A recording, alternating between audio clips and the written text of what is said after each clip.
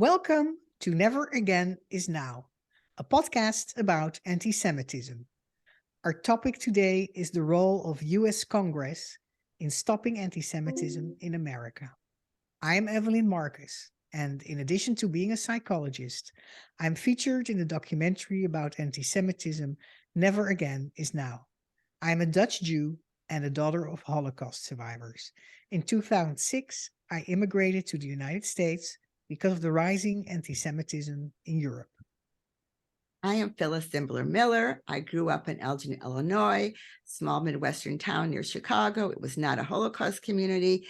Our parents and grandparents had come at the end of the 20th century, the beginning of the 20th century, to escape the Tsar and other pogroms. And yet in 1970, my U.S. Army officer husband and I were stationed in Munich, Germany, only 25 years after the end of World War II and the Holocaust, and this changed our lives forever.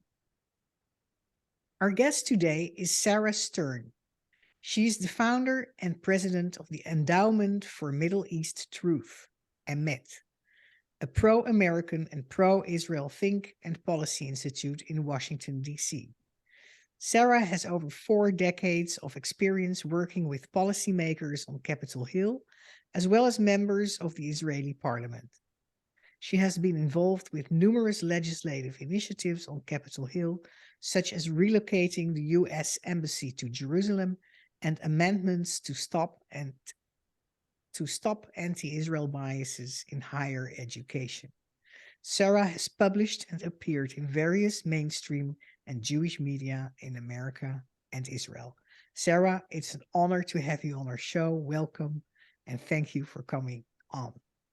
The honor is all mine, Evelyn and Phyllis. I've known you, Evelyn, for decades now. And Phyllis, it's great to meet you. Thank you. It's really a great privilege and honor to be able to appear on your podcast. Let's start off by talking about what motivated you 18 years ago to start this organization. Okay, I actually had been the director of congressional affairs and intergovernmental affairs for another organization, and I was invited to a think tank in Washington that had 4 Tanzim terrorists that spoke. Now, this was way back in 2004, 2005, at the height of Oslo, and I was very upset that good Jewish charitable dollars were being used to promote a very anti-Israel agenda. And my mother had died recently. My father had been a cantor in White Plains, New York, where I grew up. He died in February of 1980, and he only made $10,000 a year. But by the time my mother died 15 years later, she had left exactly $100,000 for each of her then 4 children that were alive. So after hearing this egregious seminar, I called up my husband and I said, we have to start a think tank and policy institute that will be purely pro-Israel and pro-American. And my husband, of course, at first had thought this was going to be part of our retirement fund, but he was very generous. And he said, Sarah, I can't imagine your mother liking anything more. She was a proud Zionist, a proud Jew, and a proud American. So we started EMET in 2005. And I didn't think we would have the funding to sustain ourselves longer than 1 or 2 years, but here we are 18 years later. And we are still trying our best, to promote a pro-Israel agenda and a pro-American agenda where I think the two are wedded at the hip. Sarah, I think that's an amazing story and an amazing thing your mother did and you did. Yeah. Thank you so much. American society and institutions, including U.S. Congress, pay much attention to racism in America these days and how to combat it. How interested are U.S. senators and representatives in combating anti-Semitism in the United States? Unfortunately, anti-Semitism, the oldest hatred in the world, has not received the kind of legislative attention that it should. Way back in 2008, I was able to pass amendments to Title VI of the Higher Education Act. Title VI of the Higher Education Act deals with our nation's regional studies programs, and in particular, our Middle Eastern studies programs. And there's an inherent bias ever since 1978 when Edward Said wrote his classic book, Orientalism.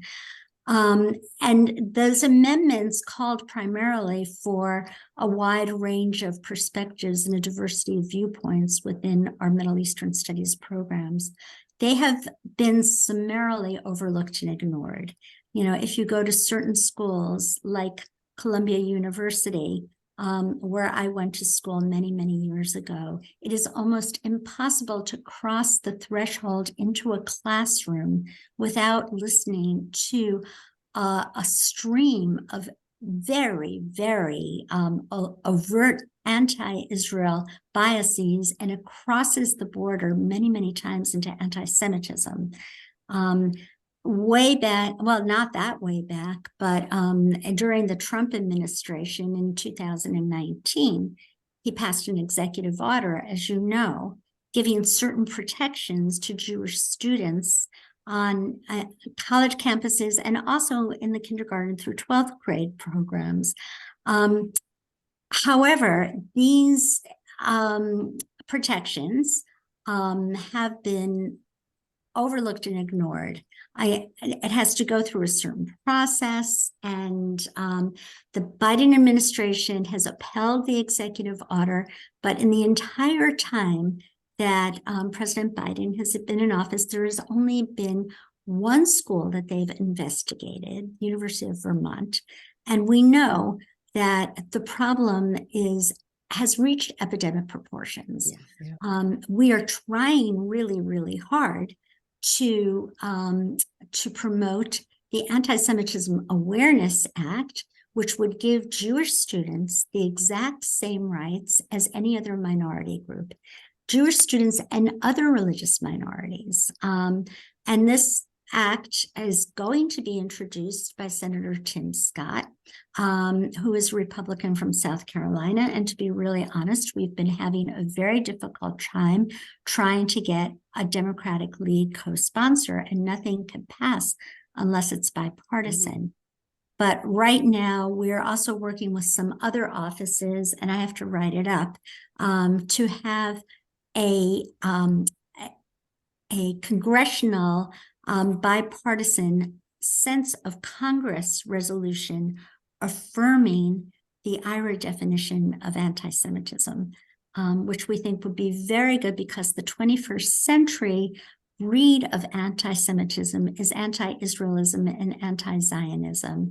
And the IRA definition has examples, as you well know, in it, that really define the kind of anti-Semitism that our students have to face almost every day on college campuses today.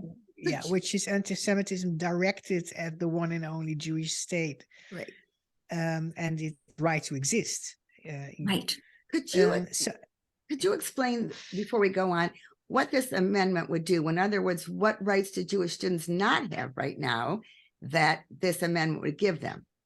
Excellent question, Phyllis. Well, first of all over the United States today, and I don't know if you have ever interviewed my friend Tammy Benjamin, who runs the AMCA initiative. She's wonderful. And you see this plethora of instances of anti-Semitism, not only on the college campus, but in the college classroom.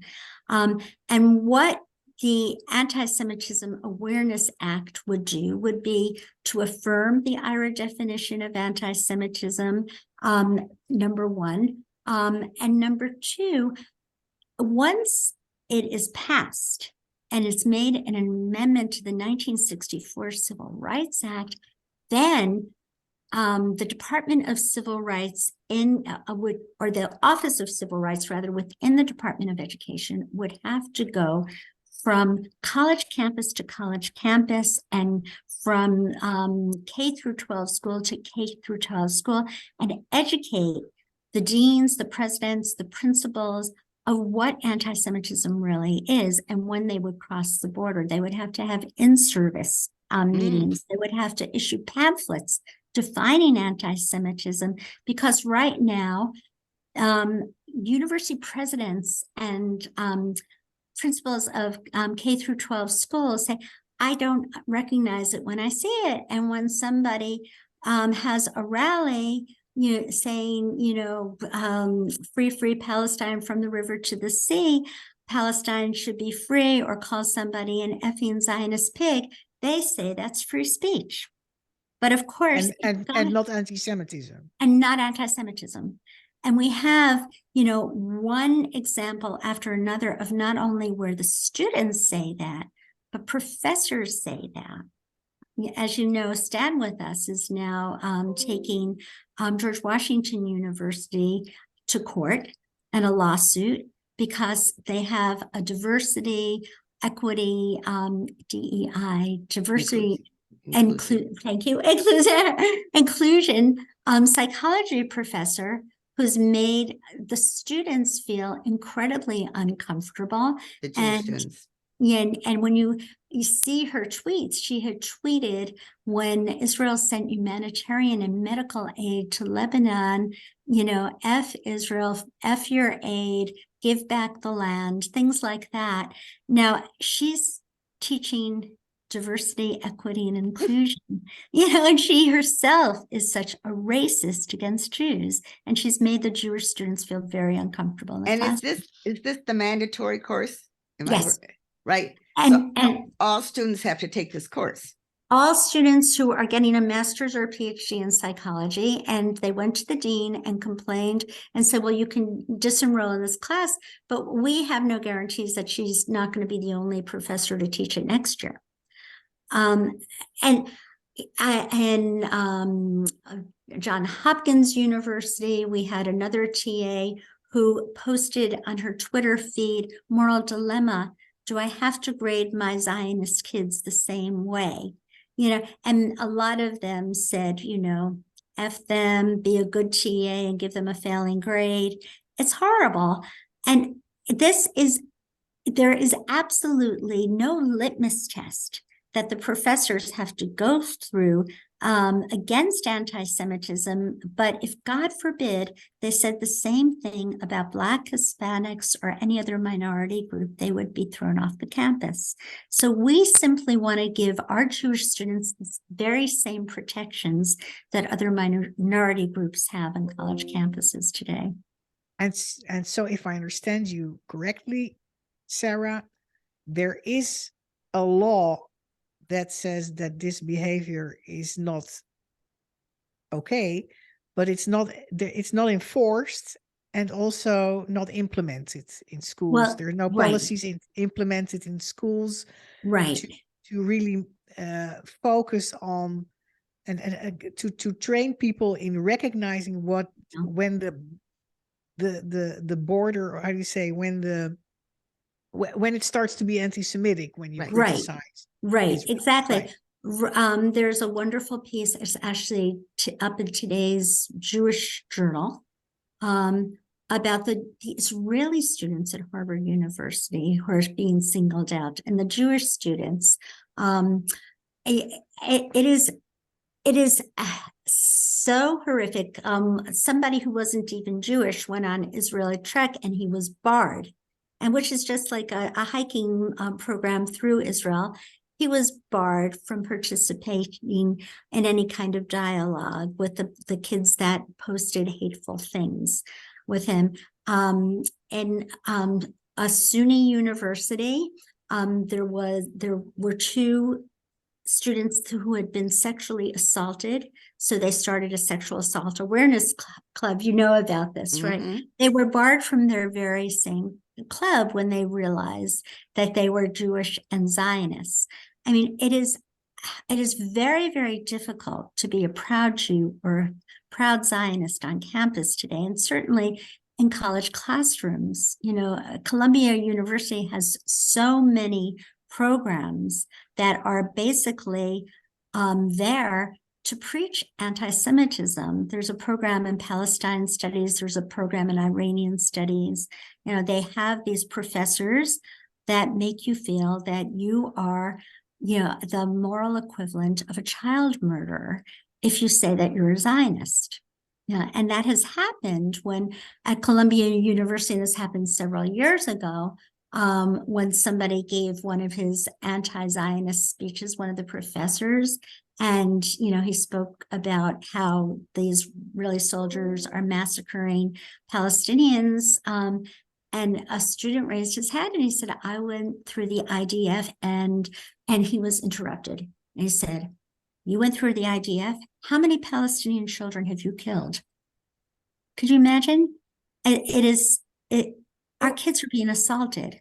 And why did the universities allow this? I mean, we've discussed this before, but still, every time we hear these accounts, I can't understand why Columbia, although I remember very well about the student protests in 1968 against the Vietnam War, but why would the top people at Columbia not care that this is going on, not care about their reputation? Well, for one, we Jews can be very, very liberal, and we have always been on the vanguard of every movement. Many Jews were socialists, many were communists, and I think many Jews have not been educated to understand the moral rectitude of Israel's cause. And, since September 13th, 1993, when the Oslo Accords were signed, many Jews look at Palestinians as though they were Black Americans before the Civil Rights Movement. And I remember having a conversation with someone who worked for a Democratic member of Congress, a good Democratic member of Congress who's since retired. And he said to me, when I look at the Palestinians, I look at Black people who just want to sit in the front of the bus. And I said to him, no, they want to blow up the bus. And they don't understand that, for example, this coming Sunday on May 14th, there will be Nakba demonstrations throughout the United States. Now, Nakba means the catastrophe in Arabic. It commemorates not the 1967 war, but the 1948 war. And it is against the establishment of the state of Israel. It has nothing to do with a two-state solution or any borders or contours of the map that they would accept. It talks about the elimination of the Israeli cause. And many the Israel existence, not the cause. Existence, right? It's very existence, exactly. So this is, and I stand corrected, existence of the state of Israel.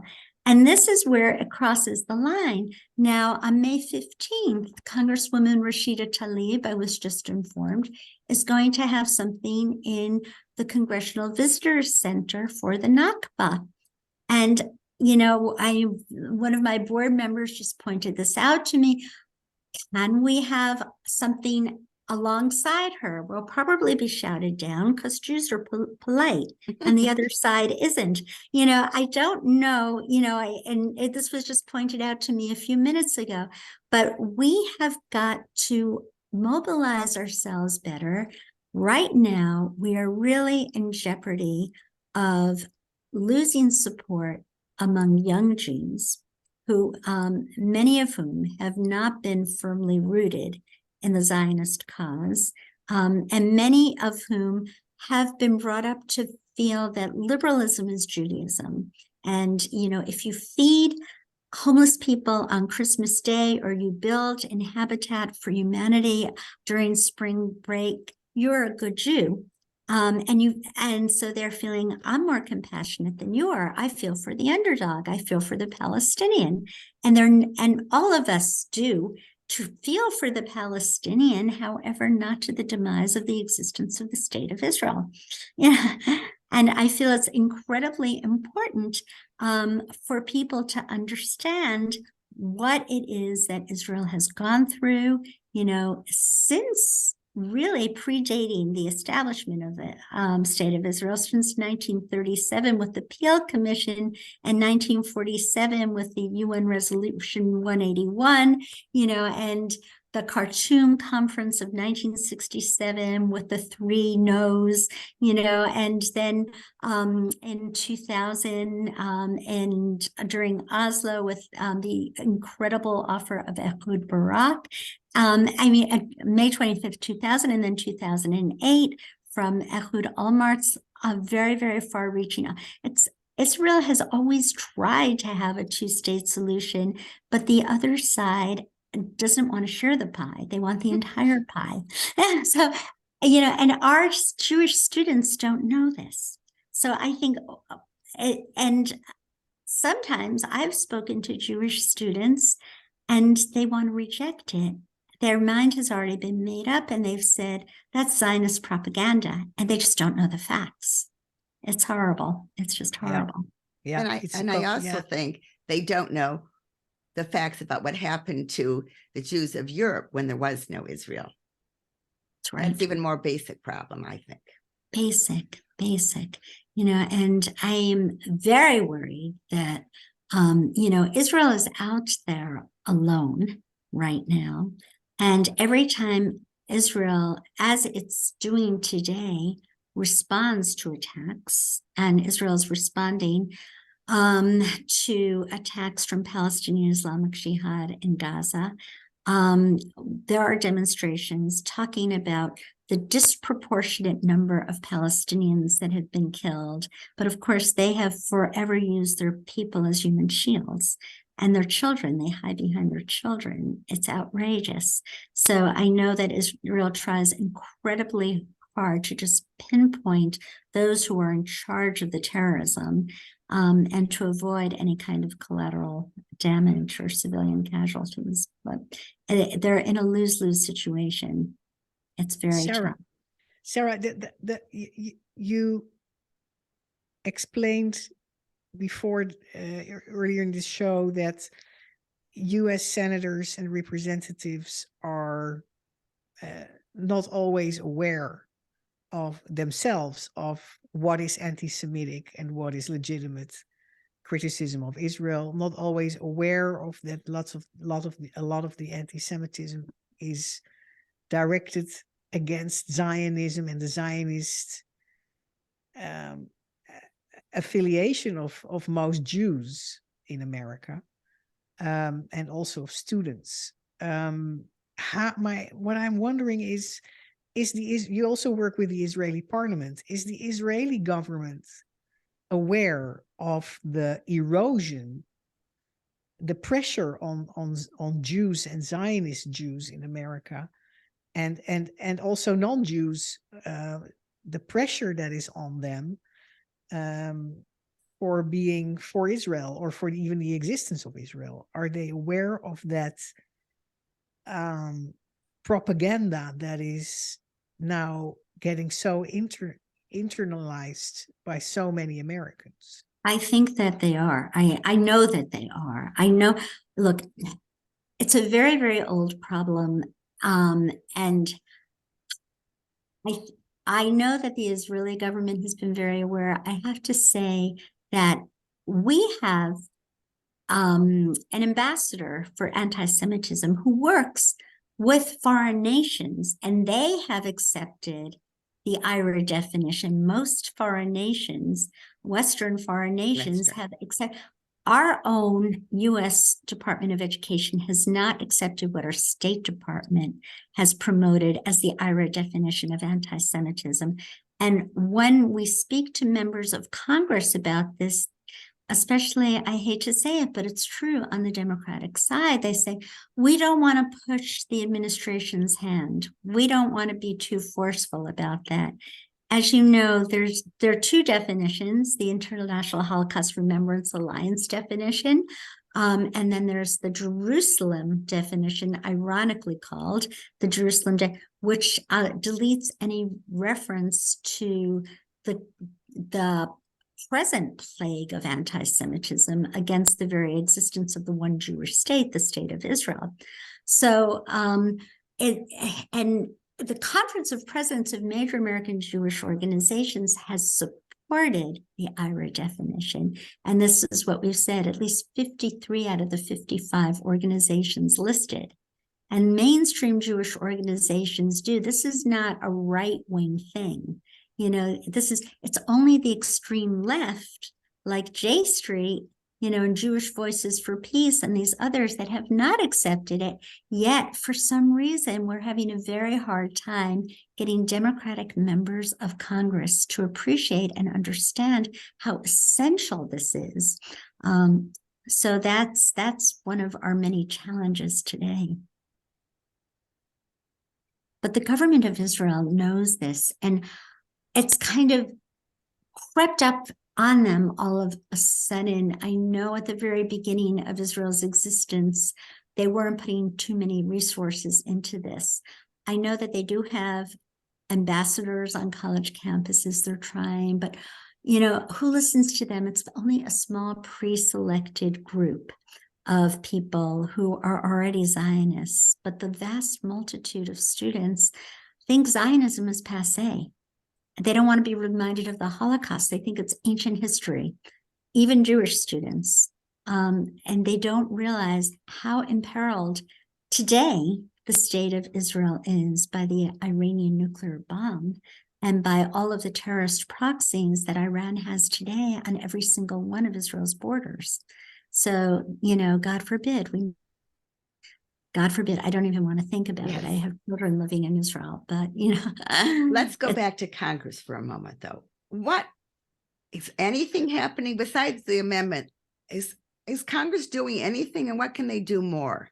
Oh, yes. Well, give us your grocery list or wish yes, list. Right. Well, the most important thing would be to amend Title VI of the Higher Education Act, but we're also working on a sense of Congress resolution, which What does that mean? What does that mean? Okay, a distinction between a sense of Congress resolution and an amendment to the law is a sense of Congress resolution has no real teeth. It just says we are standing, with the IRA definition because of all of the assaults of Jews on college campuses or so. It's not really an act of law. The thing is, though, then we could take it to the next level and we could quote the members of Congress that are standing with this and use this towards the amendment of the law. And we're planning a summit on Capitol Hill on anti-Semitism for the fall. And we're going to get a lot of U.S. college students who have personally been assaulted. We're working with Students Supporting Israel, a wonderful organization that's on many college campuses, who've had their flyers defaced with swastikas. Many of them have been spat upon. I have a young man who works for Met as a legislative fellow, and he was at Students Supporting Israel, Columbia. And, he personally went through a tremendous amount. One of his teaching assistants had him leave his study group because he used what was the Hebrew language. He was Druze, and usually Druze are very pro-Israel. And, he realized this Druze wasn't when he was talking to him. This was from a northern town right on the border of Syria, where they still keep the pictures not of Bashar al-Assad, but Hafez al-Assad in their living rooms. And he said to him in Hebrew, Basof hayom kulanu achim, at the end of the day, we're all brothers. And the next thing he knows, he's called into the dean of students for using, quote unquote, language imperialism, using the Hebrew language. Could you imagine if you said, like in Arabic, salam alaikum or something, you would never be called into the dean. Another one said, I have to regrade one of your papers now that I realize you're a Zionist.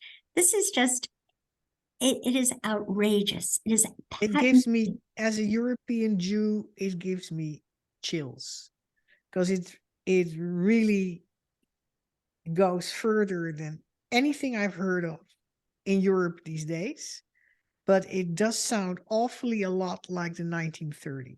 Yes, it does. Right, right. In America. In America, the during the Weimar Republic, German institutions, the first German institutions from which Nazism was acceptable and in vogue were the universities. And Martin Heidegger he was a graduate student of Edmund Husserl, who was the founder of phenomenology, and he had him fired because he was a Jew. And it spreads from there. What bothers me so much is that the college campuses and the college professors who buy into this give an intellectual patina to an age-old virus of anti-Semitism. And it's become suddenly acceptable. It's crept from the college classroom to the campus, to the boardroom, to Hollywood. There was recently a survey in this group Resume Builder, and you could look it up. 1 in 4 business executives said they would not hire someone if they knew he was a Jew because they said, quote unquote, Jews have too much power in this country. It gives me the chills. It really gives me the chills. It's definitely the 30s when my mother-in-law went to get a job and she was said, we already have our one Jew. We're not going to hire a second one.